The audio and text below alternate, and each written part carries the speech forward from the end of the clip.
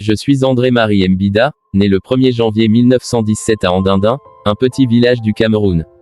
Mon parcours est né de la conviction que mon pays pouvait et devait se tenir debout parmi les nations du monde. J'ai grandi avec cette idée en tête, et c'est cette conviction qui a guidé chacune de mes actions. Mon voyage politique a commencé en France, où j'ai été élu député à l'Assemblée nationale française, une première pour un Camerounais natif. Ce fut un honneur immense mais aussi une lourde responsabilité.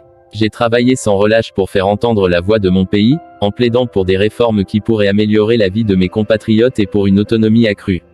Le 12 mai 1957, j'ai eu l'honneur de devenir Premier ministre du Cameroun, la première fois qu'un Africain natif accédait à ce poste sur le continent.